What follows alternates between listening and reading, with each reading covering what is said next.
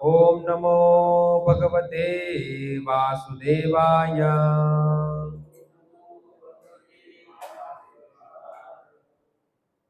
श्रीमद् भगवद गीता यथारूप अध्याय 10 श्लोक संख्या 2 श्री भगवान का ऐश्वर्य। मेरे पीछे दोहराइए। न कभी नहीं, मैं मेरे, विदुहु जानते हैं, सुरगणाः देवता, प्रभवम उत्पत्ति या ऐश्वर्य को, न कभी नहीं, महाऋषयः बड़े बड़े ऋषि, अहम मैं हूँ, आदि उत्पत्ति ही निश्चय ही, देवानाम देवताओं का, महर्षिणाम महर्षियों का, च भी सर्वशः सभी तरह से। तो श्लोक पाठ करेंगे। न मे विदुः सुरगणाः प्रभवं न महर्षयः, अहम हि आदि देवानां महर्षिणां च सर्वशः। न मे विदुः सुरगणाः प्रभवं न महर्षयः, अहम हि आदि देवानां महर्षिणां च सर्वशः। न मे विदुः सुरगणाः प्रभवं न महर्षयः, अहम हि आदि देवानां महर्षिणां च सर्वशः। अनुवाद एवं तात्पर्य। कृष्ण कृपा मूर्ति ऐसी भक्ति वेदांत स्वामी श्रील प्रभुपाद इस्कॉन संस्थापक आचार्य के द्वारा न तो देवतागण मेरी उत्पत्ति या ऐश्वर्य को जानते हैं और न महर्षिगण ही जानते हैं, क्योंकि मैं सभी प्रकार से देवताओं और महर्षियों का भी कारण स्वरूप उद्गम हूँ। तात्पर्य। जैसा कि ब्रह्म संहिता में कहा गया है, भगवान कृष्ण ही परमेश्वर है, उनसे बढ़कर कोई नहीं है। वे समस्त कारणों के कारण हैं। यहाँ पर भगवान स्वयं कहते हैं कि वे समस्त देवताओं तथा ऋषियों के कारण है। देवता तथा महर्षि तक कृष्ण को नहीं समझ सकते। जब वे उनके नाम या उनके व्यक्तित्व को नहीं समझ पाते तो इस क्षुद्र लोक के तथा कथित विद्वानों के विषय में क्या कहा जा सकता है। कोई नहीं जानता कि परमेश्वर क्यों मनुष्य रूप में इस पृथ्वी पर आते हैं और ऐसे विस्मयजनक असामान्य कार्यकलाप करते हैं। तब तो यह समझ लेना चाहिए कि कृष्ण को जानने के लिए विद्वत्ता आवश्यक नहीं है। बड़े बड़े देवताओं तथा ऋषियों ने मानसिक चिंतन द्वारा कृष्ण को जानने का प्रयास किया, किंतु जान नहीं पाए। श्रीमद् भागवतम में भी स्पष्ट कहा गया है कि बड़े से बड़े देवता भी भगवान को नहीं जान पाते। जहाँ तक उनकी अपूर्ण इंद्रियां पहुँच पाती है, वहीं तक वे सोच पाते हैं और निर्विशेषवाद के ऐसे विपरीत निष्कर्ष को प्राप्त होते हैं जो प्रकृति के तीनों गुणों द्वारा व्यक्त नहीं होता, या कि वे मन चिंतन द्वारा कुछ कल्पना करते हैं, किंतु इस तरह से मूर्खतापूर्ण चिंतन से कृष्ण को नहीं समझा जा सकता। यहाँ पर भगवान अप्रत्यक्ष रूप से यह कहते हैं कि यदि कोई परम सत्य को जानना चाहता है तो लो, मैं भगवान के रूप में यहाँ हूँ। मैं परम भगवान हूँ। मनुष्य को चाहिए कि इसे समझे। यद्यपि अचिंत्य भगवान को साक्षात रूप में कोई नहीं जान सकता, तो भी वे विद्यमान रहते हैं। वास्तव में हम सच्चिदानंद रूप कृष्ण को तभी समझ सकते हैं जब भगवत गीता तथा श्रीमद् भागवतम में उनके वचनों को पढ़ें। जो भगवान की अपरा शक्ति में है। उन्हें ईश्वर की अनुभूति किसी शासन करने वाली शक्ति या निर्विशेष ब्रह्म रूप में होती है, किंतु भगवान को जानने के लिए दिव्य स्थिति में होना आवश्यक है। क्योंकि अधिकांश लोग कृष्ण को उनके वास्तविक रूप में नहीं समझ पाते, अतः वे अपनी अहेतु की कृपा से ऐसे चिंतकों पर दया दिखाने के लिए अवतरित होते हैं। ये चिंतक भगवान के असामान्य कार्यकलापों के होते हुए भी भौतिक शक्ति माया से कलमशग्रस्त होने के कारण निर्विशेष ब्रह्म को ही सर्वश्रेष्ठ मानते हैं। केवल भक्तगण ही जो भगवान की शरण पूर्णता ग्रहण कर चुके हैं, भगवत कृपा से समझ पाते हैं कि कृष्ण सर्वश्रेष्ठ है। भगवत भक्त निर्विशेष ब्रह्म की परवाह नहीं करते। वे अपनी श्रद्धा तथा भक्ति के कारण परमेश्वर की शरण ग्रहण करते हैं और कृष्ण की अहेतु की कृपा से ही उन्हें समझ पाते हैं। उन्हें नहीं समझ पाता, अतः बड़े से बड़े ऋषि भी स्वीकार करते हैं कि आत्मा या परमात्मा तो वह है जिसकी हम पूजा करते हैं। ओम ज्ञानतिमिरान्धस्य ज्ञानाञ्जनशलाकया चक्षुरुन्मीलितं येन तस्मै श्रीगुरवे नमः। श्रीचैतन्यमनोभीष्टं स्थापितं येन भूतले स्वयं रूपं कदा मह्यं ददाति सपदान्तिकं। वन्देऽहं श्रीगुरो श्रुतकमलं श्रीगुरोन् वैष्णवांश्च श्रीरूपं साग्रजातं सगरघुनाथविन्दं तं सजीवं साद्वैतं सावधूतं परिजनसहितं कृष्णचैतन्यदेवं श्रीराधाकृष्णपादान् सकलललिताश्रीविशाखान्वितांश्च श्री कृष्ण चैतन्य प्रभु नित्यानंद श्री अद्वैत गदाधर श्रीवासादि गौर भक्त वृंदा। हरे कृष्णा कृष्ण कृष्ण हरे हरे, हरे राम राम राम हरे हरे। प्रभुपाद हरे कृष्णा। हरे कृष्णा। तो यहाँ पर जो हमारे बंगाली भक्तगण हैं, उन्होंने हमें यहाँ पर आमंत्रित किया है इस उत्सव के लिए। पिछली बार भी किया था, मगर कुछ कारणों की वजह से यहाँ पर नहीं आ पाए, और आज भी 1 साल के बाद वापस आमंत्रित किया। तो भी थोड़ी बहुत कोई परिस्थितियाँ ऐसी है, मगर इतना तो है कि अभी यहाँ बैठे हैं। अगले साल मेरे ख्याल से और कोई आफत नहीं आएगी, ऐसा लग रहा है। तो कलयुग है, इसलिए आफतें आती जाती रहती है।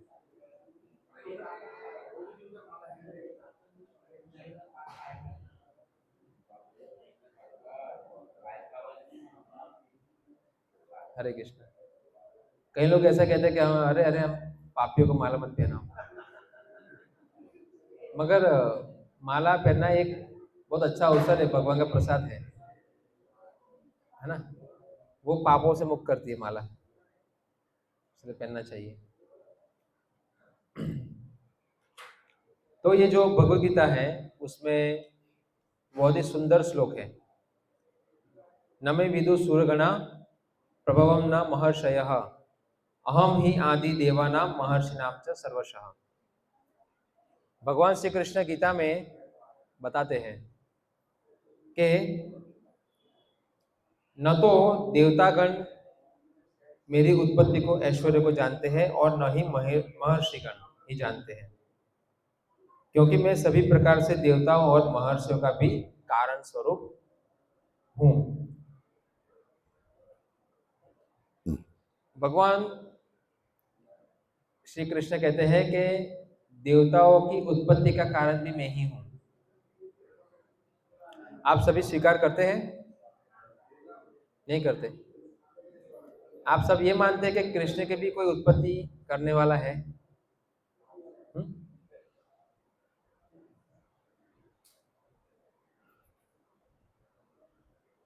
है कोई ऐसा मानता हो कि भगवान श्री कृष्ण की भी उत्पत्ति का कारण कोई है? है? कृष्ण को बनाने वाला कौन है? कौन है? बताइए। आप दिन रात यहाँ जो सोनार बैठे हैं, दिन रात किस में रहते हैं? सोने में। एक तो सोना और एक सोना, दो होता है। और ये सोना के अधिष्ठाता कौन है? लक्ष्मी? नहीं, सबकी दुकान में लक्ष्मी का फोटो होता ही है, हाथों से ऐसे लक्ष्मी निकलती है। तो आप सभी लक्ष्मी का संग कर रहे हैं, मगर नारायण का संग बहुत कम कर रहे हैं, ऐसा लग रहा है। तो ब्रह्मा जी के पुत्र कौन है?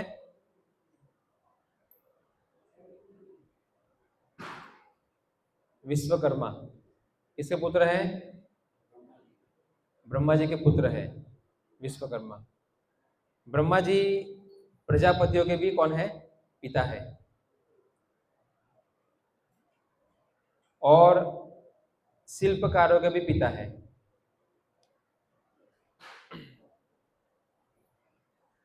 हरे कृष्णा। होगा, चलो नीचे नहीं हो रहा है क्या?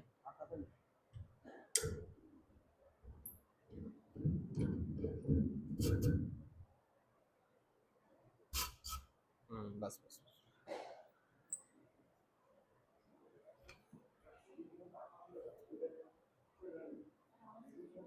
हरे कृष्णा।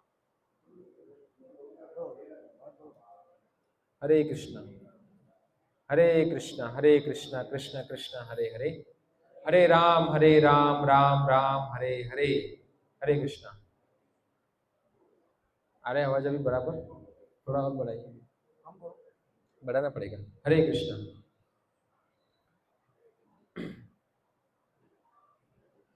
तो ब्रह्मा जी से रुद्र भी आते हैं, शिव जी। और शिल्पकार, तो बहुत सारे शिल्पकार हैं। उसमें से जो विश्वकर्मा जी हैं वो किसके शिल्पकार है? लोहा, यानी औजार जो बनते हैं ना, औजार, उसके शस्त्र। जितने भी देवतागण के पास जो शस्त्र होते हैं ना, देखा है ना, सब दुर्गा के पास है। ये सब कौन बनाते हैं? विश्वकर्मा। और रथ, पहले तो रथ कैसे होते थे? सोने के होते थे, है ना। और कुछ रथ है लोहे के भी होते थे, वो भी विश्वकर्मा बनाते थे।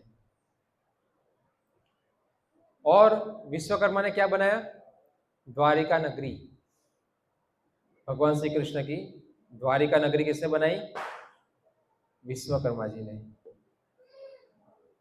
और जगन्नाथपुरी के अंदर जगन्नाथ भगवान के विग्रह किसने बनाए थे? ये स्वरूप विश्वकर्मा जी ने ही बनाया था। मगर विश्वकर्मा जी का कार्य क्या है? जैसे यहाँ पर हम देखते हैं, कौन होते हैं? एक सिविल इंजीनियर। सिविल इंजीनियर क्या करते हैं? नक्शा बनाते हैं ना, पूरा नक्शा।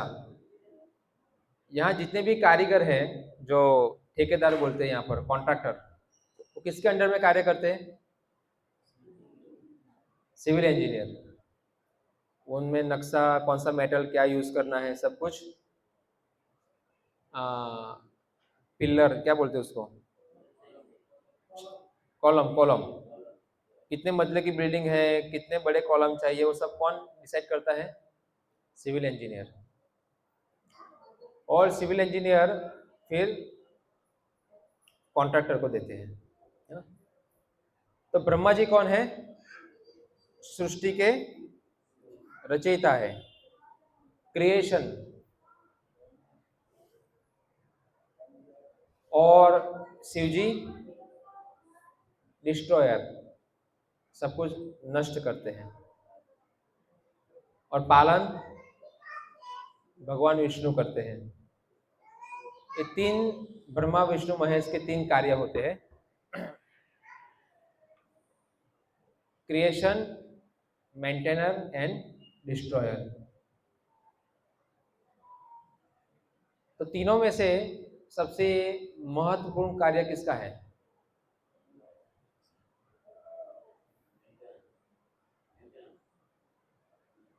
मेंटेन,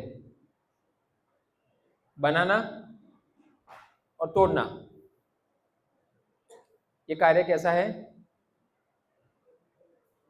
इजी है? नहीं। जैसे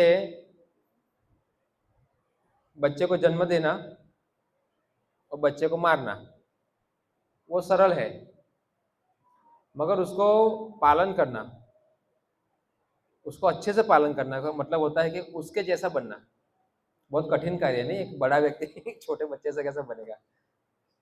वो बहुत कठिन कार्य है समझाना। इसी परवरिश, ये बहुत ही, इसमें बहुत मेहनत होती है ना। इसी प्रकार भगवान विष्णु का कार्य कैसा है?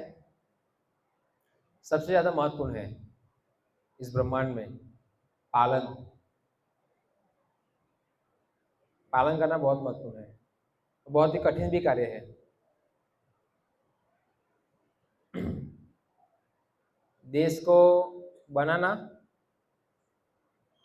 और तोड़ना और चलाना कठिन कार्य है ना। तो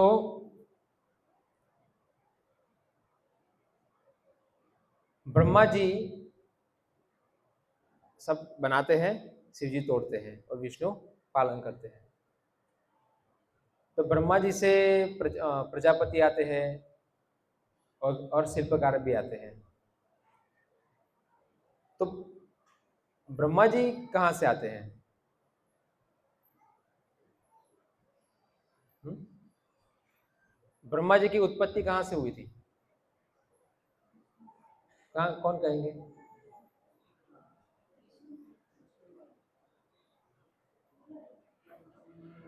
भगवान विष्णु की नाभि से। हरे कृष्ण, हरे कृष्ण, हरे कृष्ण। गोपाल जी के माता जी। तो ब्रह्मा जी की उत्पत्ति हुई थी, जो विष्णु भगवान है, जो गर्भोदक सागर में शयन करते हैं। क्या करते हैं? शेष शैया पे शयन करते हैं। और भगवान ने इस श्लोक में कहा है कि अहम ही आदि देवानाम। कोई भी देवता नहीं थे तब भगवान थे विष्णु। और भगवान विष्णु ने इच्छा की कि अभी सृष्टि की रचना करनी पड़ेगी, क्योंकि बहुत सारे जीवों को अलग अलग कर्म के अनुसार जीवन जीना है। तो ये इच्छा मात्र से भगवान विष्णु की नाभि से क्या निकला? कमल। कमल, कमल और कमल की डाली। तो कमल के ऊपर कौन थे? ब्रह्मा जी। और जो डाली है वो है 14 लोक, यानी 13 लोक। 14 लोक ब्रह्मा जी का कमल है। और ये सब कुछ धारण किया था किसने? भगवान विष्णु ने। हम यहाँ देख रहे हैं 14 लोक। एक पृथ्वी है हमारी, ठीक है, जहां हम रहते हैं। कितनी बड़ी है? इसका कितना एरिया है, किसी को पता है? हमारे इस ब्रह्मांड का एरिया कितना है, हम जहाँ रहते हैं, कितना है? हुँ?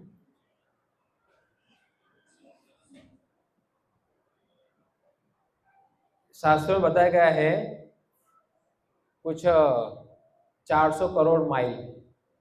कितना? एक फिगर दी गई है शास्त्र भागवत पुराण के अंदर। हमारा ब्रह्मांड 400 करोड़ माइल में है। हम इतना सफर काट सकते हैं इस जीवन में? कितना काटते ज्यादा से ज्यादा? यहाँ से आसाम जाना हो, ये हमारे हालत खराब हो जाती है। चार चार पाँच दिन लगते हैं आसाम जाने के लिए। ट्रेन में हालत खराब हो जाती है।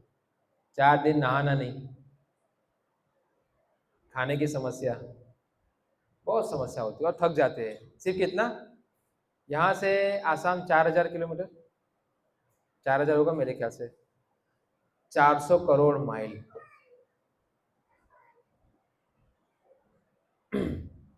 और ये सिर्फ एक ब्रह्मांड है, ठीक है ना। ऐसे तो अनंत कोटि ब्रह्मांड है जो भगवान विष्णु के नाभि पे है। और ऐसे कितने सारे ब्रह्मा हैं जो भगवान विष्णु के नाभि पे है। जितने ब्रह्मांड है उतने ही ब्रह्मा जी भी है। अनंत कोटि ब्रह्मांड, अनंत कोटि ब्रह्मा। जब हमारे ब्रह्मा चतुर्मुखी ब्रह्मा है, 4 मुख वाले, उनको एक बार ऐसा कुछ हुआ कि मिलना था भगवान कृष्ण से, द्वारिका गए थे मिलने। तो उनको कहा गया कि आप थोड़ा राह देखो। द्वारपाल ने कहा राह देखो, बहुत सारे ब्रह्मा जी आए हैं मिलने। तो उनको लगा कि शायद मैं बहुत मैन हूँ, मैन, जैसे मैं जाऊंगा तुरंत मुझे भगवान कृष्ण मिलेंगे। तो उनको वेटिंग में खड़ा रहना पड़ा। आप देखिए, पढ़िए, आप भागवतम में आता है वर्णन, क्योंकि बहुत सारे ब्रह्मा अंदर मीटिंग में है। फिर ब्रह्मा जी को भी अंदर बुलाया दिखाने के लिए। तो ये भ्रम था ना ब्रह्मा जी को, मैं ही सबसे उच्च हूँ, मेरे समान कोई नहीं है देवताओं में। तो भगवान श्री कृष्ण ने भ्रम दूर किया, ब्रह्मा जी को बुलाए और देखा तो ब्रह्मा जी, हमारे ब्रह्मांड के ब्रह्मा तो बहुत छोटे थे, 4 मुख वाले थे। और अंदर कैसे कैसे ब्रह्मा थे। ब्रह्मा जी को ऐसे देखना पड़ता था आपने,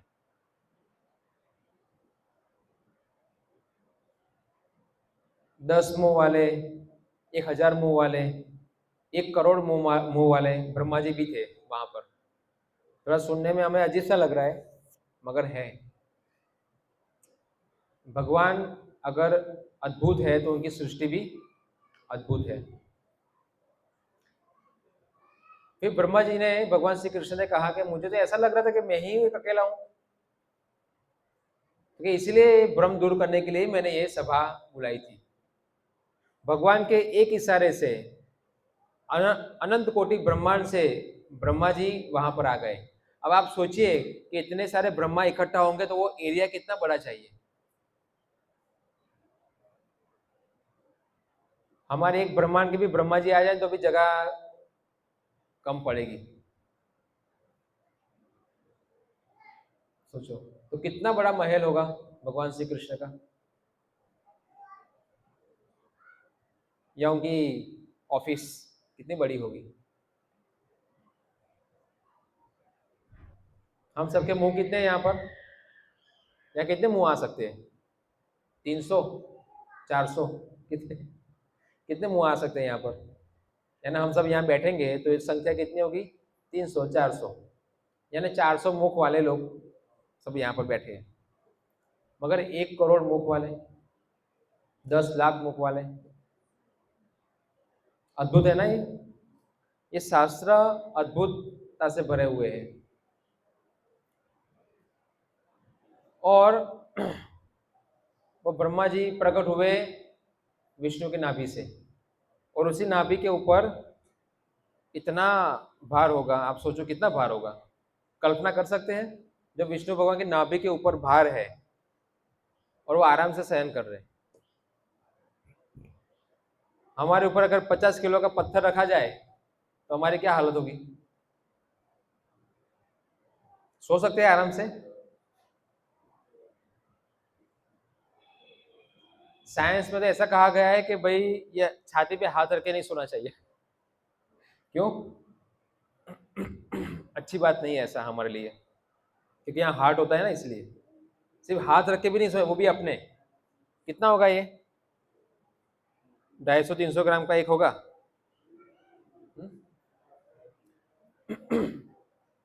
50 किलो का पत्थर तो कैसे रह सकता है। आप सबको पता है जब समुद्र मंथन हुआ था, समुद्र मंथन के समय मंदराचल पर्वत लाने के लिए कहा गया था। क्यों? क्योंकि समुद्र में उसको मंथन करना था। वासुकी करके एक सांप था, बड़ा सा वासुकी, उसको लपेट कर, क्योंकि इतनी बड़ी रस्सी नहीं थी, तो वासुकी जी थे जिनको लपेट कर पत्थर को मंथन करना था और उस समुद्र से अमृत निकलने वाला था। तो वो जो खींचने के लिए दो पार्टियां थी। कौन थी? एक पार्टी देवता और एक पार्टी में असुर। और ये एक एक पार्टी में कितने लोग थे? 33 करोड़। कितने? हम जो कहते हैं ना 33 करोड़ भगवान है, वो आप जब समुद्र मंथन की लीला पढ़ेंगे तब समझ में आएगा कि भगवान किसको कहते हैं और देवता किसे कहते हैं और असुर किसे कहते हैं। तो 33 करोड़ देवता और 33 करोड़ असुर। 33 करोड़ देवता में कौन कौन आ गए? ब्रह्मा जी आ गए, जो ये ब्रह्मांड के प्रथम जीव है, देवता है, वो आ गए। तो उसके बाद जो भी आए वो सब देवताओं में आते हैं। ठीक है? तो मंदराचल पर्वत को उठा के लाना था। कितने लोग उठा के लाएंगे? 66 करोड़ लोग। कितने? 66 करोड़। और देवताओं के अंदर तो अपने से भी ज्यादा शक्ति होती है, यानी हम सोच भी नहीं सकते, हमारी शक्ति तो कुछ भी नहीं है। हम तो चींटी के बराबर भी शायद हो सकते हैं उनके सामने। जैसे हाथी के सामने चींटी क्या है? नगण्य। देवताओं के सामने हम लोग ऐसे ही है, नगण्य है। बहुत पावर होता है उनके अंदर, और असुरों में भी पावर होता है। ये हिरण्यकशिपु और रावण के अंदर कितना पावर था, वो देवताओं को नचाते थे। इतना पावर असुरों में भी होता था, क्योंकि उनके अंदर तपस्या का पावर था। तो 33 करोड़ देवता, 33 करोड़ असुर, ये मिलकर गए, 66 करोड़ लोग गए मंदराचल पर्वत को उठाने के लिए। ठीक है? हरे कृष्णा। जब हम लोग एक व्यक्ति, आपने देखा होगा वो वेट स्पॉट आते हैं ना, वजन उठाना, मोटा सा व्यक्ति होता है, जांग पे बराबर वो बांध के आता है सब, और ऐसे ऐसे पाउडर लगाता है, ग्लोव्स पहनता है, हैं? क्या बोलते हैं उसको? Weight lifter. तो 500 या 1000 किलो का वेट उठाता है वो, ऐसे करके। इतना तक सिर्फ घुटने तक लाने के लिए क्या होता है, उसको काम जाता है। अगर ऊपर उठाना है तो और काम जाएगा। उसमें कितने लोग की जान गई? घुटने चले गए या बैक बोन चला गया, कितने लोग तो उसमें मर गए 1000 किलो का वेट उठाने के लिए या 500 किलो का। 66 करोड़ लोग ये मंदराचल पर्वत उठाने का प्रयास किया, ऐसे करके सभी ने, वो भी बैलेंस नहीं हो रहा था। और कितनी बार तो उठा के थोड़े से आ रहे थे और कितने बार उन पे गिर रहा था, कितने देवता असुर मर रहे थे। फिर देवतागण हमेशा त्राहिमाम होते हैं तो कहाँ जाते हैं? सबसे पहले जाते हैं छोटे जो देवता है ब्रह्मा जी के पास जाते हैं। और जब ब्रह्मा जी से कोई सॉल्यूशन नहीं होता है तो किसके पास जाते हैं? भगवान विष्णु के पास। और फिर भगवान विष्णु कुछ उपाय ढूंढते हैं, क्योंकि अंतर्यामी कौन है?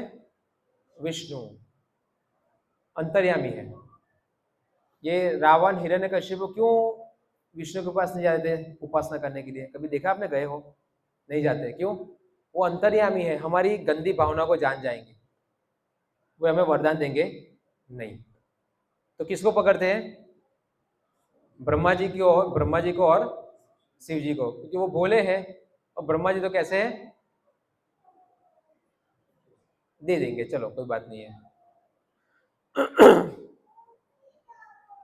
फिर उनको ऐसा लगता है, इसलिए वो विष्णु के शरण लेते नहीं है। तो इसी प्रकार देवताओं ने ब्रह्मा जी का आह्वान किया और ब्रह्मा जी ने भगवान विष्णु को आह्वान किया। तब भगवान विष्णु कहाँ आए, किस पे बैठ के आए, गरुड़ जी पर सवार होकर आए। और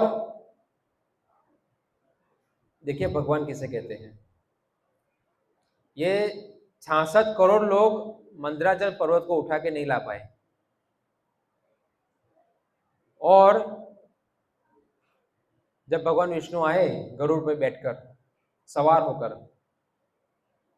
तब भगवान ने अपनी एक छोटी उंगली से पर्वत को उठाया और गरुड़ जी के ऊपर रख दिया। किस पे रखा, एक छोटी उंगली से तो गोवर्धन भी उठाया था ना, पता है ना आप सबको, यहाँ पर भी बताया। ये लीला हुई थी स्वर्ग में, ठीक है, क्षीर सागर, और भगवान ने यहाँ भी वो लीला बताई गोवर्धन पर्वत को उठाकर। कितने लोग गए वृंदावन, सब जाके आए ना।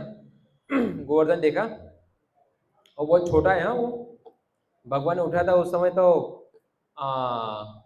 80 किलोमीटर ऊंचा था। तो हमें ऐसा लगता है हाँ ये तो उठाना कोई बड़ी बात नहीं है, ये अभी छोटा दिख रहा है, मगर इतिहास में आता है कि 80 किलोमीटर ऊंचा था। फिर भगवान विष्णु ने वो पर्वत को उठा के गरुड़ जी के ऊपर रख दिया। कितने बड़े गरुड़ जी होंगे और कितने बड़े विष्णु जी होंगे। और ये पर्वत के ऊपर और कौन बैठे थे, वो 66 करोड़ देवी देवता और असुर उस पर बैठे हुए थे। और सबको लेकर भगवान कहाँ पर आए, क्षीर सागर आए, और फिर उस मंदराचल पर्वत को रखा और आगे की कार्यवाही शुरू हो गई, कार्यक्रम।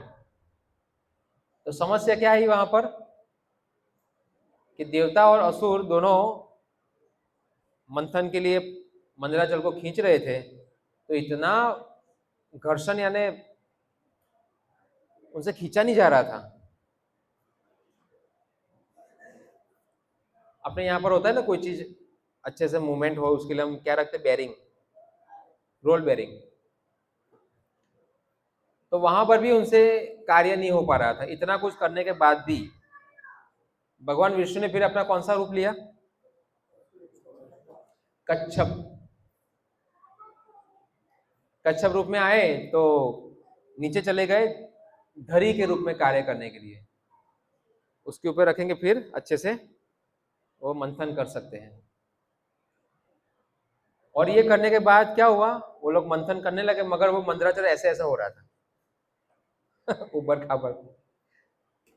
भगवान विष्णु ने वापस अपना एक रूप लिया, कौन सा, अजीत। अजीत ऊपर बैठ गए मंदराचल पर्वत पे, एक नीचे एक ऊपर बैठ गए और पूरा मंदराचल को क्या किया, सपोर्ट। फिर वो देवतागण और असुरगण ने क्या किया, मंथन शुरू किया। और यही मंथन करते करते फिर धीरे धीरे बहुत कुछ निकला, घोड़ा, गाय, हाथी, फिर बहुत सारे जहर, जहर निकला ना, जहर निकला। और जहर किसने पिया, इतना कुछ किया तो भगवान विष्णु जहर भी पी सकते थे, क्योंकि उनका किसकी सैया पे सोते हैं, अनंत शेष।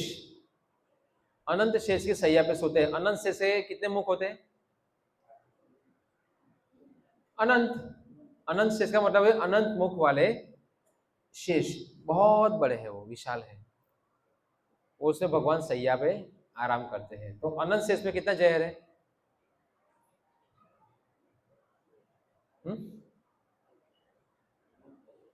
अनंत जहर है।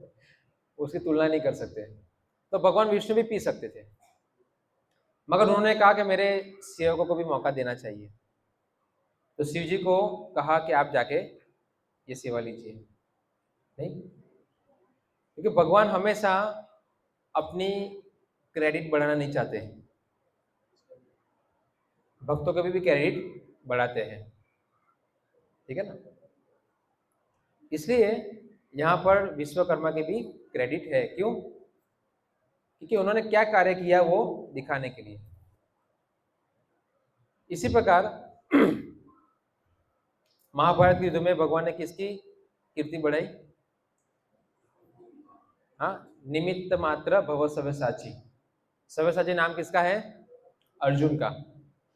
और भगवान ने अर्जुन का नाम बढ़ाया। ठीक है ना? उनके सारथी बनकर। फिर उस समुद्र मंथन में से क्या निकला? अमृत। कौन लेके आए थे?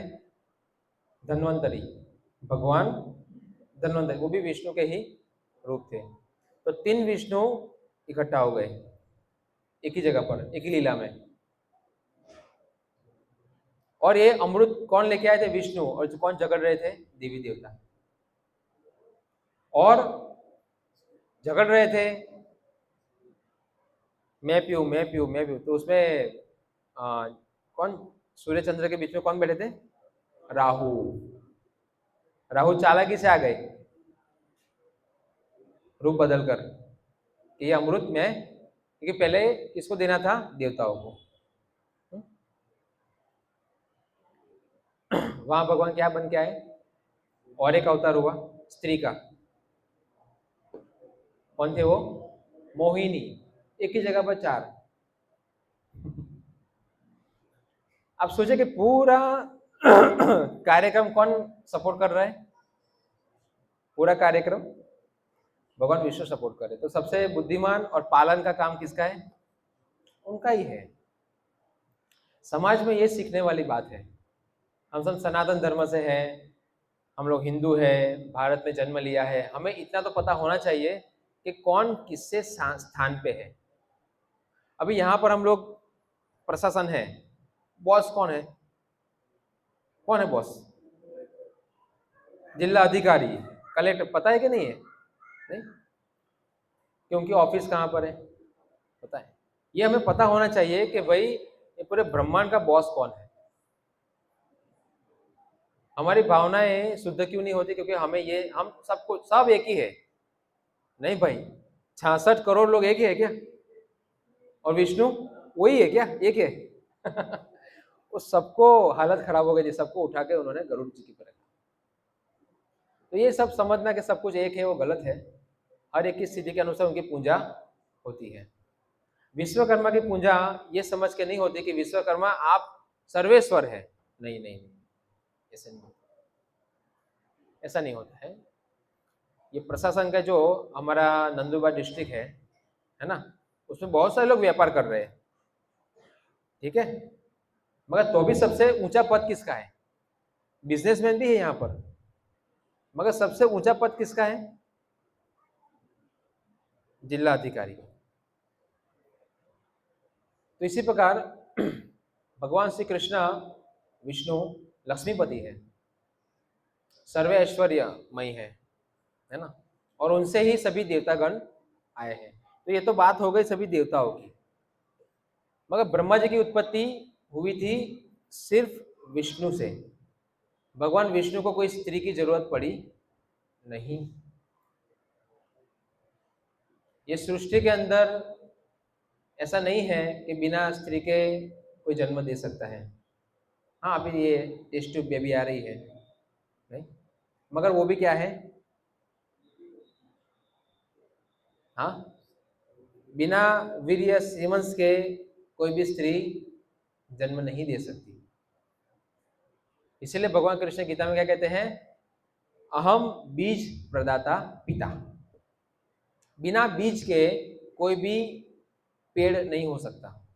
अगर कोई जगह पर मानो कि अभी धूप काल चल रहा है, धूप, तो धूप में क्या होता है? बहुत सारे पौधे सूख जाते हैं, सूख जाते हैं ना, नष्ट हो जाते हैं, हमें ऊपर से कुछ दिखता नहीं है। मगर जैसे बारिश आती है तो वो बीज अंदर है, मगर वो एटमॉस्फेयर बन गया, पानी आया, तुरंत क्या हुआ, वो वहां से फलित हुआ। तो भगवान कहते हैं अहम बीज प्रदत्त पिता। हमें लग सकता है कि बारिश गिरी इसीलिए ये पौधा आया, नहीं, पहले से बीज अंदर था। तो इसी प्रकार कई लोग ऐसा कहते हैं, वो चावल की भूसी होती है ना, वहां से बिच्छू का जन्म होता है। कहां से? चावल की भूसी से, क्या बोलते हैं, चावल का जो रखते हैं ना ढेर, तो बोले बिच्छू यहां से जन्म लेते हैं। मगर पहले अंदर बीज होता है, उसके बाद एटमॉस्फेयर होता है, फिर वो कोई जीव जन्म लेता है। तो अपने यहाँ पर 3 तरह के जन्म होते हैं। एक अंडज, अंडे से, एक होता है पसीने से, और एक होता है भ्रूण। ये जन्म का क्या है, स्थान है। ठीक है। मगर भगवान विष्णु को ये तीनों में से किसी को भी आवश्यकता नहीं हुई ब्रह्मा जी को प्रकट करने के लिए, इच्छा मात्र से। ठीक है। क्योंकि स्त्री को भी भगवान विष्णु ने ही बनाया है। मोहिनी रूप किसका था?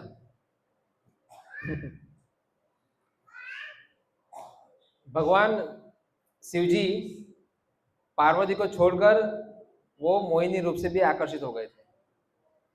एक्चुअली हुआ क्या कि शिव जी बहुत व्यस्त थे विष पीने के लिए, और भगवान ने मोहिनी रूप वहां पर बताया अमृत बांटने के समय। तो शिव जी ने कंप्लेन की, हे प्रभु, मैंने सुना आपने अपना स्त्री रूप प्रकट किया था। बोले हाँ, मुझे तो दिखा ही नहीं, सबको दर्शन हुए मगर मुझे हुए नहीं, तो कृपया मुझे भी बताइए। फिर एक समय शिव जी बैठे हुए थे, ध्यान कर रहे थे, और एकदम से आवाज आया, घुंघरू का आवाज आया, हंसने का आवाज आया, दौड़ने का आवाज आया। तो शिव जी को लगा, शिव जी कभी आंखें नहीं खोलते क्योंकि पार्वती भी इस प्रकार करती है कई बार, बस शिव जी पार्वती से भी इतना आकर्षित नहीं है। पता है ना, उनके गले में खोपड़ियों की माला होती है, तो खोपड़ियां किसकी है? जितनी भी सतिया हो गई, हाँ, वो सबकी खोपड़ियां थी। पता है, सती जल गई थी। तो शिव जी सब माला पहनते हैं अलग अलग सतियों की, तो शिव जी इतने आकर्षित नहीं है। मगर शिव जी मोहिनी रूप के जो घुंघरू के आवाज, बोले ये कोई और लग रहे हैं, और भी है मगर ये सामान्य औरत नहीं है। शिव जी ने ध्यान तोड़कर उसके पीछे भागे। रुको रुको रुको, देखो, भगवान ने कहा था विष्णु ने कि मैं दिखाऊंगा, ठीक है, मगर शिव जी को भी नहीं पता चला कि अभी दिखाने वाले हैं, ये मोहिनी रूप होगा, वो भी भूल गए, वो मोहित हो गए, उनके पीछे पीछे भागने लगे। जब उन्होंने पकड़ा मोहित, तब सब फिर विष्णु प्रकट हुए, तब बताया कि मैं ही हूं। तो सब कुछ उत्पत्ति का कारण भगवान विष्णु या कृष्ण है, मगर उनके उत्पत्ति का कारण और कोई नहीं है, ये विशेष बात है। हमारे शास्त्रों में शब्द आता है परम, सुने परम नाम? परम, कई बच्चों का भी नाम रखते हैं ना परम। ये परम का मतलब क्या होता है? हुँ? जिसके ऊपर कोई नहीं है उसे कहते हैं परम। परम एक है, वहां से सब कुछ शुरू होता है, ठीक है ना। एक के ऊपर क्या होता है? कहते हैं एक दो तीन। हम स्कूल में क्या सीखे? एक दो तीन ऐसा सीखे ना, कैसे सीखे? 0 1 2 3, 1 2 3 से सीखे हैं, ठीक है। तो वो जो एक है वो विष्णु है, कृष्ण है। गीता में क्या कहते हैं भगवान? मत्त परतरम नान्यत, मेरे समान मेरे ऊपर कोई नहीं है। इसलिए यहां भी कह रहे कि अहम ही आदि देवानाम। भगवान विष्णु जब सैया में शयन कर रहे थे तब कोई देवतागण थे नहीं। आप में से केरल कौन गए? केरल, त्रिवेंद्रपुरम गए क्या?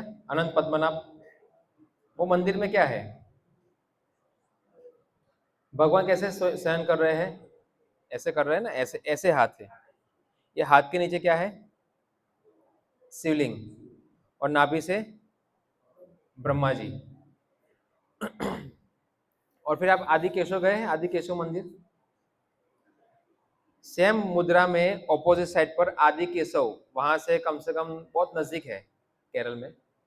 आदि केशव मंदिर है। आदि केशव का मतलब होता है अहम ही आदि, आदि देवा नाम। तो आदि केशव, जिस समय ना शिव जी थे ना ब्रह्मा जी, उस समय केशव थे। तो वो एक मंदिर है जहां पर ना शिव जी है ना ब्रह्मा जी। वो एक ये श्लोक दिखाते हैं कि सबसे पहले मैं था, उसके बाद मेरी से सब कुछ आया है। तो इसलिए सब सब भगवान एक है ये नहीं बोलना चाहिए, क्योंकि हमारे पास ज्ञान नहीं है, हमने गीता पढ़ी नहीं है, इसलिए हम बोल देते हैं कि सब कुछ एक है।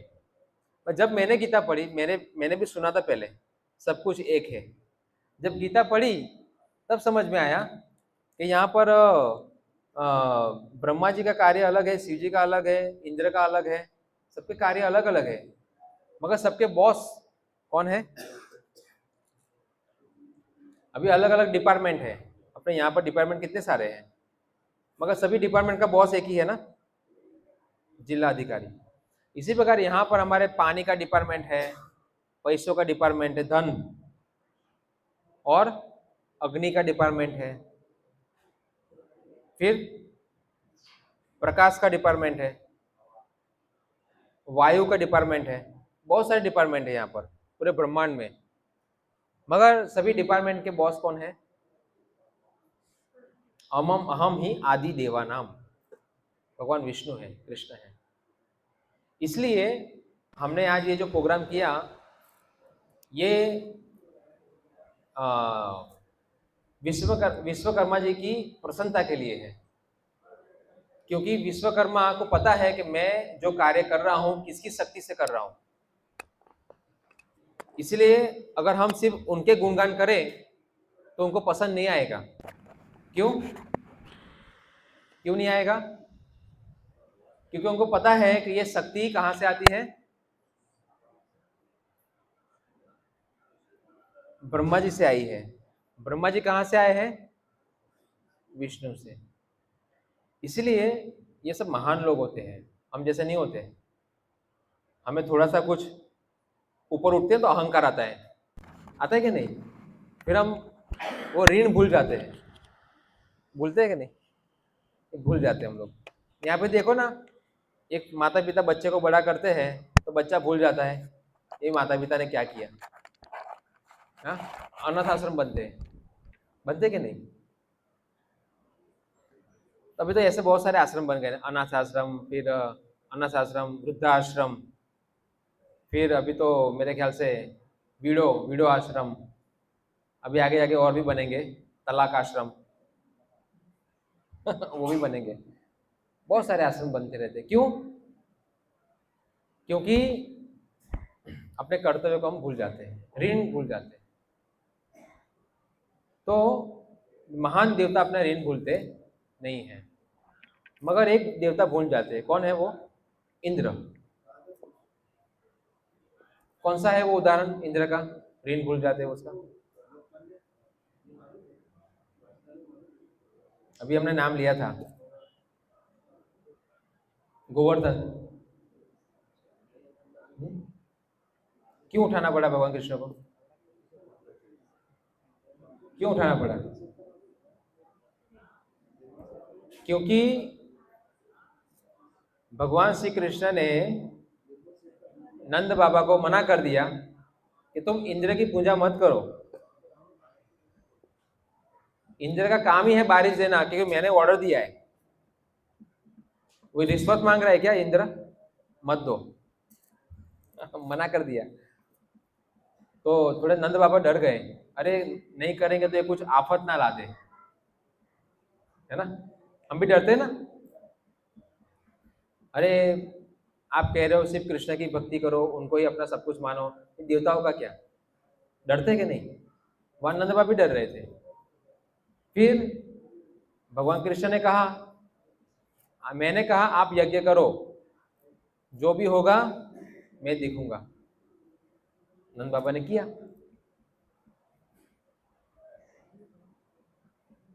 किसकी पूजा की? गोवर्धन की। गोवर्धन की पूजा की। गोवर्धन कौन है? भगवान कृष्ण स्वयं है। और गोवर्धन की पूजा करने के लिए कहा।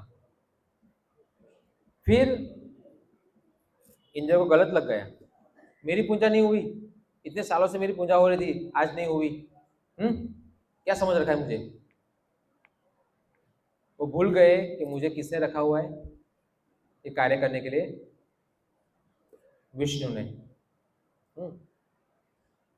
और फिर वृंदावन के अंदर बड़े बड़े बड़े बड़े, तो उनके पास तो बड़े खतरनाक, ये जो प्रलय होता है ना, प्रलय, जो प्रलय के समय जो बारिश होती है, वो बारिश उन्होंने उस समय की, इंद्र ने। बड़े बड़े छींटे होते थे, एक पहाड़ की तरह, एक छींटा बूंद, वो पूरा वृंदावन में गिर रहे थे। और सभी भक्तगण क्या हो गए? कृष्ण कृष्ण बोलने लगे। नहीं, फिर भगवान श्री कृष्ण आए और तुरंत क्या किया उन्होंने? सबकी रक्षा के लिए गोवर्धन उठाया, और गोवर्धन के नीचे सभी आ गए थे। सब भगवान श्री कृष्ण के रूप का दर्शन कर रहे थे। 7 दिन तक वहां भगवान खड़े रहे थे। सोचो, एक ही उंगली पे उठाया था भगवान ने गोवर्धन। और इंद्र ने देखा, कौन है ये इतना पावरफुल? जब देखा तब इंद्र को लगा वो ये पावरफुल है और मैं फूल हूं। मैं कौन हूं? मैं फूल हूं। मैं अपनी पोजीशन भूल गया। तब इंद्र ने वहां पर भगवान श्री कृष्ण से स्तुति की कि मुझे माफ कर दीजिए, मैं अपनी बार बार स्थिति भूल जाता हूं। क्यों? क्योंकि इंद्र कौन है? स्वर्ग के राजा। और राजा होकर बीच बीच में थोड़ी साधना नहीं होती तो भूल जाते हैं कि मैं राजा के रूप में सेवक हूं। अप्सराएं बहुत सारी होती है, अप्सराओं को देखकर इंद्र भूल जाते हैं कि मैं सेवक हूं। समझे? अपने गुरु आते हैं जब बृहस्पति, है ना, तो अभी भूल जाते हैं मैं शिष्य हूं, ये मेरे गुरु है। आते हैं तो प्रणाम भी नहीं करता, तो फिर उनके जो गुरु हैं उनको श्राप देते हैं। इसका सब ऐश्वर्य चला जाता है। एक समय तो इंद्र को सुअर बनना पड़ा। क्या बनना पड़ा? हाँ, सोचो, किसकी वजह से? श्राप की वजह से। तो हम ये मनुष्य जीवन लिया है और भगवान को नहीं समझेंगे, बस खाना पीना सोना और थोड़ा बहुत हमने कुछ कर लिया, पूजा अर्चना, हाँ, कि हमारा घर भर अच्छा चलता रहे, थोड़ा कामकाज मिलना चाहिए, है ना। मगर हम भगवान को नहीं समझेंगे कि भगवान कौन है गीता के माध्यम से, तो हमारी स्थिति इंद्र के जैसी हो सकती है। आज हम कुछ भी हो, आज का राजा कल का, आज का इंद्र कल का क्या हो गया? सुअर। तो आज का राजा कल का कुत्ता भी हो सकता है, सुअर भी हो सकता है, बिल्ली भी हो सकता है। ये कर्म के नियम है। हमें सब कुछ इसीलिए समझना, इतने सारे शास्त्र हमें वैदिक संस्कृति में क्यों मिले हैं? ये समझने के लिए ज्ञान है, ढेर सारा ज्ञान है। ये समझने के लिए कि मैं कौन हूं, भगवान कौन है, और ये सब देवी देवता कौन है, इसके लिए जीवन मिला है। तो हमें ये सब कुछ समझना चाहिए। भगवत गीता सबसे श्रेष्ठ मार्गदर्शिका है, भगवान श्री कृष्ण ने हमें दी है। श्रीमद् भागवत पुराण है, इसमें बहुत अनेक अनेक स्टोरियां हैं जो सत्य घटनाएं हैं, जो हमें पढ़नी चाहिए, समझनी चाहिए। हमारा समाज एक शक्तिशाली समाज बनेगा। अभी खोखला समाज क्यों बन गया है हमारा? हाँ, हम इतना भी सहन नहीं कर सकते। तलाक के इतने सारे केसेस, आत्महत्या के इतने सारे केसेस, सोचो, इतना भी हम सहन नहीं कर पा रहे। हम कितने कमजोर हैं। हाँ, भगवान श्री कृष्ण के सेवक कितना सहन करते हैं, बहुत कुछ।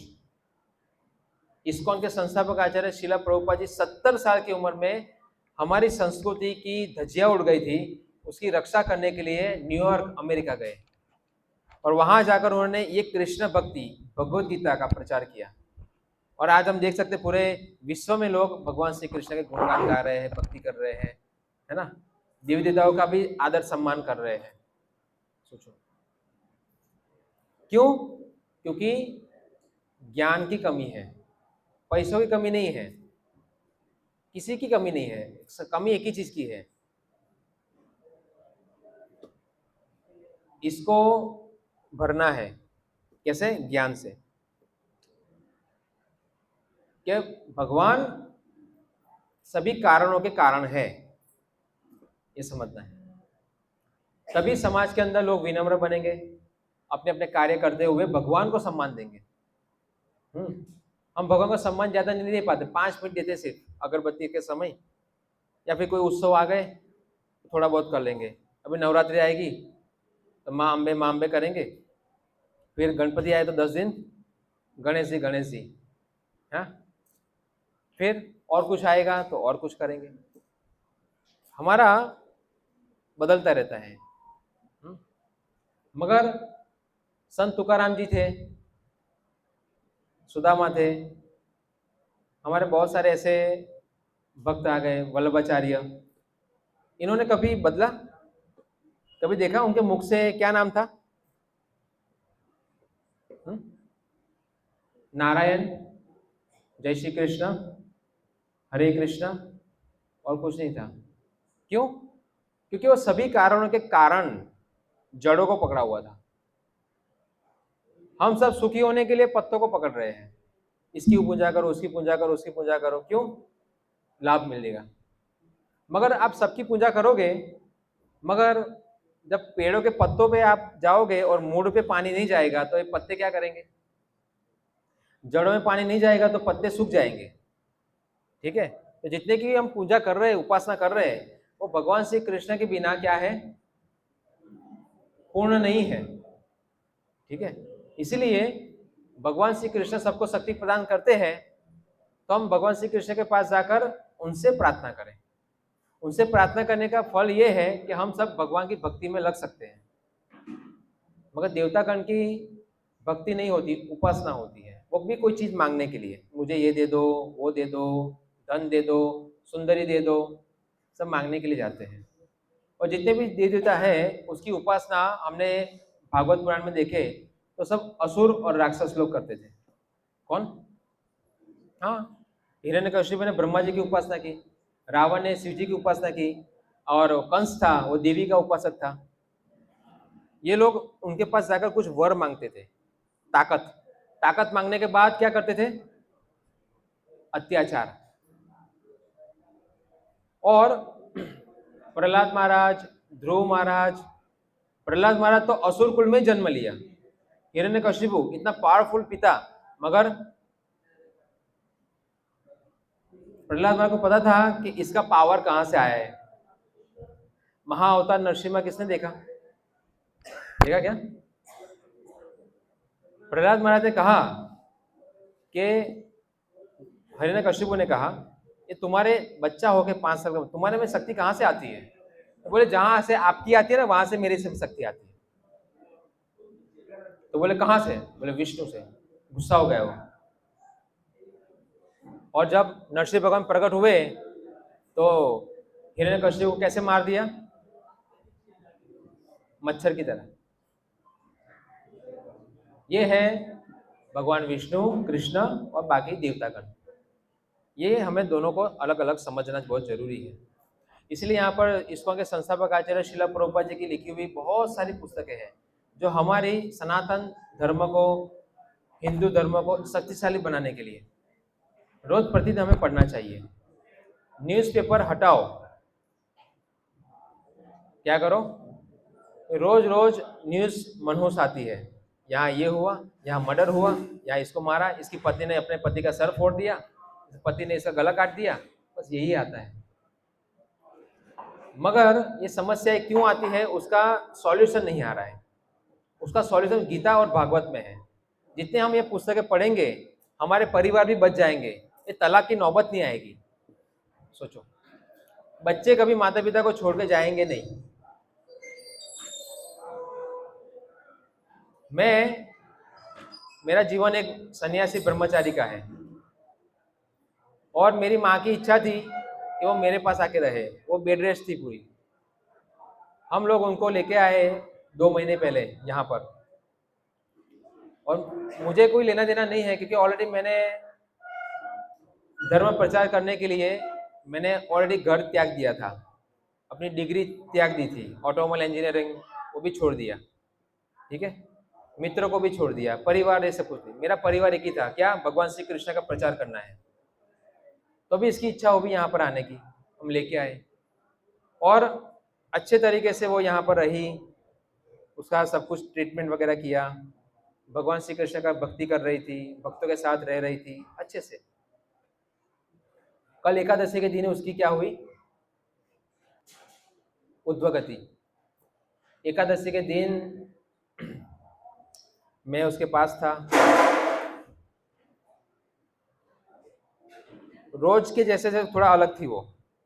रोज थोड़ी रात को जगती थी, मुझे उठाती थी, और उस दिन जगी नहीं। सुबह मैंने देखा उसको उठाते तो उठ भी नहीं रही थी, सांस बहुत तेजी से चल रही थी। भगवान से प्रार्थना किया एकादशी के दिन, और जैसे प्रार्थना की उसके कुछ ही 2-5 मिनट में उसके मुंह से, आंखों से आत्मा निकल गई मेरे सामने, और उस समय उसके कान में भगवान श्री कृष्ण का नाम लिया था। जितनी भी आत्माएं आंखों से और कानों से और मुंह से निकलती है उसकी गति ऊपर होती है। बट जनरली हमारे यहाँ देखते हैं किसी की मृत्यु होती है तो मल मूत्र त्याग हो जाता है।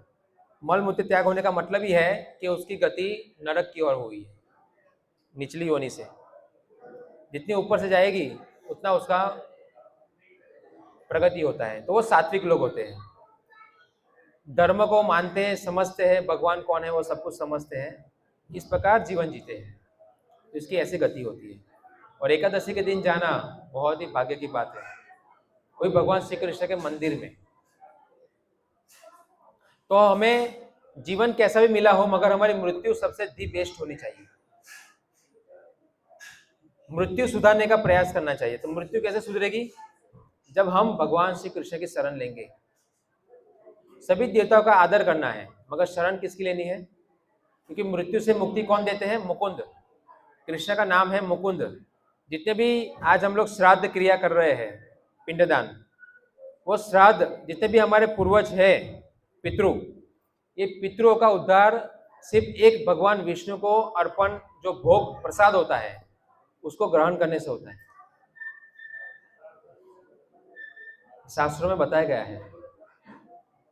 तो इसलिए हमें भी इस प्रकार विधि पालन करनी चाहिए, मगर शास्त्र पढ़ेंगे तभी तो होगी। तो यहाँ काफी सारी पुस्तकें हैं, आप सब लीजिए, पढ़िए और अपना जीवन कल्याण कीजिए। हरे कृष्णा कृष्णा कृष्णा हरे हरे, हरे राम राम राम हरे हरे। पापी जितना पाप नहीं कर सकता उतना तो एक महामंत्र लेने से पाप हट जाते हैं, ये शास्त्रों में है। तो अभी हम थोड़ा कीर्तन करेंगे, आप सभी इस कीर्तन में भाग लीजिए, नृत्य कीजिए। भगवान के सामने नृत्य करने से हम सबका क्या होता है, कल्याण होता है। मगर फिल्मी गानों में, कीर्तन में गानों में डांस करने से हमारा कोई कल्याण नहीं होता है ना। तो अभी हम कीर्तन के साथ, विश्वकर्मा जी की इच्छा है हरिनाम संकीर्तन सुनना, तो हम उनको सुनाएंगे। ओके? किसी का कोई प्रश्न है इस विषय पे तो पूछ सकते हैं। कोई प्रश्न है? कोई प्रश्न किसी का, कि सबको स्वीकार्य है? ओके, किसी का कोई प्रश्न हो इस विषय पे तो मुझे पर्सनली मिल सकते हैं। और जो इन भक्तों ने हमें आमंत्रित किया है उन सबका बहुत बहुत धन्यवाद। इस प्रकार कार्यक्रम की रचना की गई है, वो बहुत ही उत्तम रचना है। अभी सबके लिए भगवान श्री कृष्ण का प्रसाद भी है यहाँ पर, इस्कॉन के माध्यम से इन्होंने आयोजित किया है सभी ने। अभी कीर्तन करेंगे, थोड़ा सभी खड़े हो जाएंगे अपनी जगह पर।